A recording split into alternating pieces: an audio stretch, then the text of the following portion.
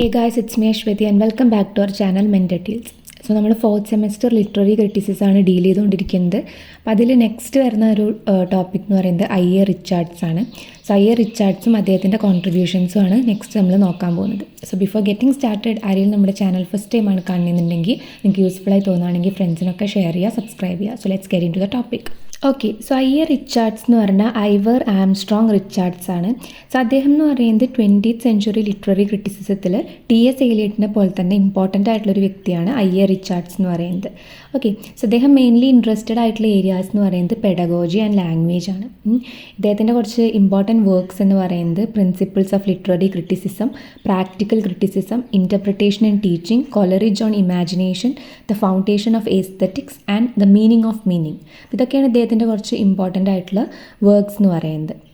ഇദ്ദേഹം എന്താ ചെയ്തതെന്ന് വെച്ചാൽ ഇദ്ദേഹത്തിൻ്റെ ലിറ്റററി ക്രിറ്റിസിസത്തേക്കുള്ള ഒരു അപ്രോച്ച് എന്ന് പറയുന്നത് സയൻറ്റിഫിക് എംപിരിസിസത്തിൻ്റെയും റൊമാൻറ്റിക് ഐഡിയലിസത്തിൻ്റെയും ഒരു മിക്സാണ്. അതാണ് അദ്ദേഹത്തിൻ്റെ അപ്രോച്ച് ടു ലിറ്റററി ക്രിറ്റിസിസം എന്ന് പറയുന്നത്. ഓക്കെ, ഇദ്ദേഹത്തിൻ്റെ ഏറ്റവും വലിയൊരു വർക്ക് എന്ന് പറയുന്നത് പ്രാക്ടിക്കൽ ക്രിറ്റിസിസമാണ്. അപ്പോൾ ഇദ്ദേഹത്തിനെ നമ്മൾ ന്യൂ ക്രിറ്റിസിസത്തിൻ്റെ ഒരു പയനീർ ആയിട്ടും നമ്മൾ റെക്കഗ്നൈസ് ചെയ്യാറുണ്ട്. He's recognised as the pioneer of new criticism. ഇദ്ദേഹത്തിൻ്റെ 3 കോൺട്രിബ്യൂഷൻസാണ് നമുക്ക് മെയിനായിട്ട് ഇതിൽ തന്നിട്ടുള്ളത്. ഫസ്റ്റ് വൺ എന്ന് പറയുന്നത് 4 kinds ഓഫ് മീനിങ് ആണ്. സെക്കൻഡ് വൺ എന്ന് പറയുന്നത് scientific and emotive uses of language and last one value of poetry and communication. ഇങ്ങനെ 3 കോൺട്രിബ്യൂഷൻസാണ് ഐ.എ. റിച്ചാർഡ്സിൻ്റെ നമുക്ക് പഠിക്കാനുള്ളത്. അപ്പോൾ അതിലത്തെ ആദ്യത്തേത് എന്ന് പറയുന്നത് 4 kinds ഓഫ് മീനിങ് ആണ്. That is functions of language. അപ്പോൾ ഇതിലെന്താ പറയുന്നതെന്ന് വെച്ചാൽ പ്രാക്ടിക്കൽ ക്രിറ്റിസിസം എന്നുള്ള അദ്ദേഹത്തിൻ്റെ വർക്കിൽ ഐ.എ. റിച്ചാർഡ്സ് പറയുന്നൊരു കാര്യം, എല്ലാ വേർഡ്സിനും ഏത് വാക്കെടുത്താലും അതിന് 4 തരം മീനിങ് ഉണ്ട് എന്നാണ്. ഓക്കെ, 4 kinds ഓഫ് മീനിങ് എല്ലാ വാക്കുകൾക്കും ഉണ്ട് എന്നാണ് ഐ.എ. റിച്ചാർഡ്സ് പറയുന്നത്. അപ്പോൾ അത് ഏതൊക്കെയാണെന്ന് വെച്ചാൽ ഫസ്റ്റ് വൺ സെൻസ് ആണ്, second one feelings, third one tone and fourth one intention. അപ്പോൾ ഇങ്ങനെ 4 മീനിങ് ഏത് വേർഡ്സ് എടുത്താലും ഉണ്ട് എന്നാണ് ഐ.എ. റിച്ചാർഡ്സ് പറയുന്നത്. Sense, feelings, tone and intention. അപ്പോൾ ആദ്യത്തേത് സെൻസ് ആണ്. സെൻസ് എന്ന് പറഞ്ഞാൽ ഒരു വാക്കിൻ്റെ ലിറ്ററൽ മീനിങ്ങിനെയാണ് നമ്മൾ സെൻസ് എന്ന് പറയുന്നത്. അതായത് factual information.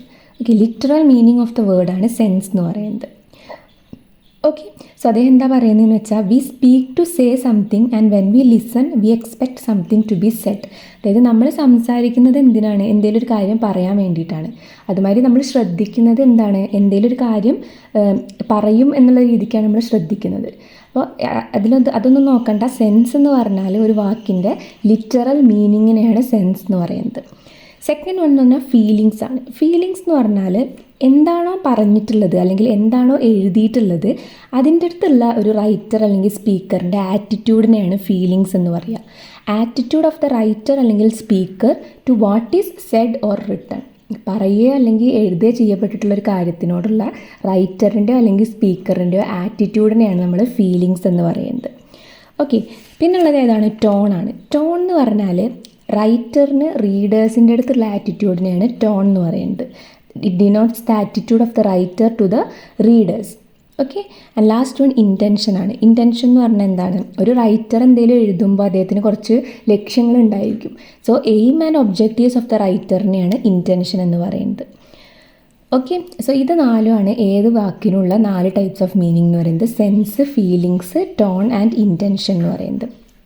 Okay, so what the writer States, എന്താണോ റൈറ്റർ എഴുതിയിട്ടുള്ളത് ആ ലിറ്ററൽ മീനിങ് ആണ് സെൻസ് എന്ന് പറയുന്നത്. ആ എഴുതിയിട്ടുള്ളതിൻ്റെ അടുത്തുള്ള അദ്ദേഹത്തിൻ്റെ ആറ്റിറ്റ്യൂഡാണ് ഫീലിങ്സ് എന്ന് പറയുന്നത്. റീഡേഴ്സിൻ്റെ അടുത്തുള്ള ആറ്റിറ്റ്യൂഡാണ് ടോൺ എന്ന് പറയുന്നത്. ആൻഡ് പർപ്പസ് ഓഫ് റൈറ്റിംഗ് അല്ലെങ്കിൽ aim and objective of writing ആണ് ഇൻറ്റൻഷൻ എന്ന് പറയുന്നത്. അപ്പോൾ അതാണ് 4 types ഓഫ് മീനിങ് എന്നുള്ള ഈ ഒരു കോൺട്രിബ്യൂഷനിൽ പറയുന്നത്. നെക്സ്റ്റ് അദ്ദേഹത്തിൻ്റെ കോൺട്രിബ്യൂഷൻ എന്ന് പറയുന്നത് scientific and emotive uses of language ആണ്. ഓക്കെ, സോ അദ്ദേഹത്തിൻ്റെ ഒരു എസ്സേ ഉണ്ട് 2 uses ഓഫ് ലാംഗ്വേജ്. അപ്പോൾ ആ എസ്സേയിൽ അദ്ദേഹം പറയുന്നൊരു കാര്യമാണ് ഈ റെഫറൻഷ്യൽ അല്ലെങ്കിൽ സയൻറ്റിഫിക് ലാംഗ്വേജും ഇമോട്ടീവ് ലാംഗ്വേജും തമ്മിലുള്ള ഡിഫറൻസ്.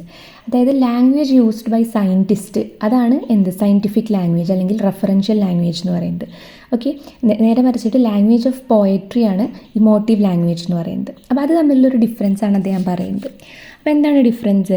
സയൻസിൽ യൂസ് ചെയ്യുന്ന ലാംഗ്വേജ് എന്ന് പറഞ്ഞാൽ എക്സ്റ്റേണൽ റെഫറൻസസിലാണ് റിലൈ ചെയ്യുന്നത്. അതിനെ നമുക്ക് ഒരിക്കലും നമ്മുടെ മൈൻഡിനനുസരിച്ചിട്ട് എന്ത് ചെയ്യാൻ പറ്റില്ല, മാനിപ്പുലേറ്റ് ചെയ്യാൻ പറ്റില്ല. ഓക്കെ, അതിനെ ഒരിക്കലും നമുക്ക് ആൾട്ടർ ചെയ്യാൻ പറ്റില്ല. So literal sense of the വേർഡിനെയാണ് റെഫറൻഷ്യൽ അല്ലെങ്കിൽ സയൻറ്റിഫിക് ലാംഗ്വേജ് റിലൈ ചെയ്യണത്. ഓക്കെ, അത് ഫിക്സഡ് ആണ്, അത് ഡീലിമിറ്റഡ് ആണ്. അവിടെ എന്താണ്, നമ്മുടെ ഇമാജിനേഷനോ അല്ലെങ്കിൽ നമ്മുടെ ഒരു ചിന്തയ്ക്കൊന്നും അവിടെ പ്രസക്തിയില്ല. പക്ഷേ ഇമോട്ടീവ് യൂസ് ഓഫ് ലാംഗ്വേജിൽ എന്താണ്, വേർഡ്സ് ആണ് അവിടെ ഇമോഷൻസ് ഇവോക്ക് ചെയ്യുന്നത്. സോ നമുക്ക് എന്ത് ചെയ്യാൻ പറ്റും, നമ്മുടെ ഇമാജിനേഷൻ അതിൽ കൊണ്ടുവരാൻ പറ്റും പോയട്രിയുടെ കേസിൽ.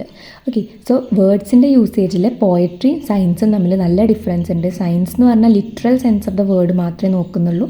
പോയട്രിയിൽ നമുക്ക് എന്താണ്, ഇമാജിനേഷൻ കൊണ്ടുവരാൻ പറ്റും. സോ സയൻസ് എപ്പോഴും പ്രിസിഷനിലാണ് എയിം ചെയ്യണത്. ഓക്കെ, അപ്പോൾ ലോജിക്കലായിട്ടുള്ള കാര്യങ്ങൾ മാത്രമാണ് അതിൽ കൊണ്ടുവരാൻ പറ്റുള്ളൂ.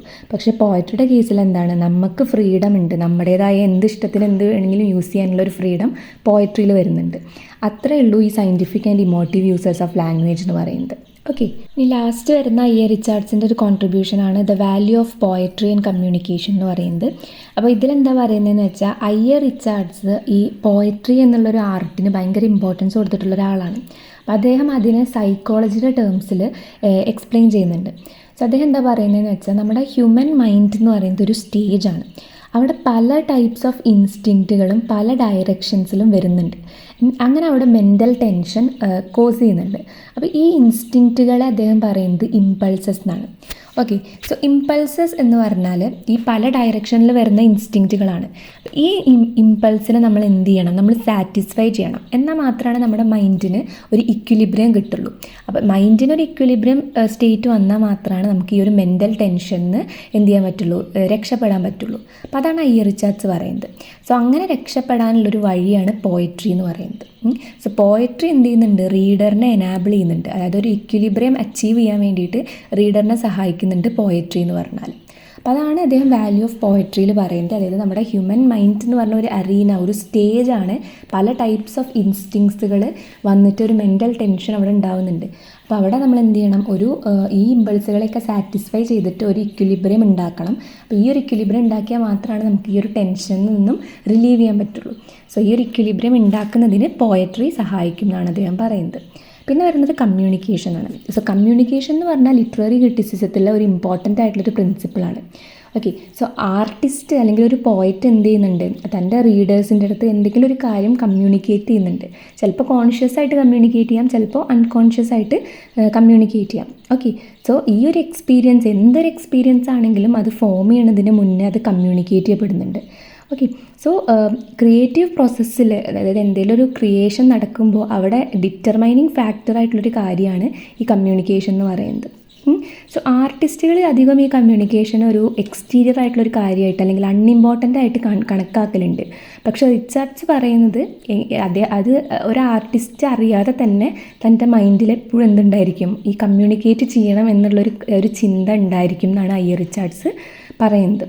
ഓക്കെ, സോ ഈ ഒരു കമ്മ്യൂണിക്കേഷൻ എന്ന് പറയുന്നത് ക്രിയേറ്റീവ് പ്രോസസ്സിൽ വരുന്ന ഒരു ഡിറ്റർമൈനിങ് ഫാക്ടറാണെന്നാണ് പറയുന്നത്. ഓക്കെ, അപ്പോൾ അത്രയാണ് ഈ ഒരു കമ്മ്യൂണിക്കേഷനിൽ വരുന്നത്.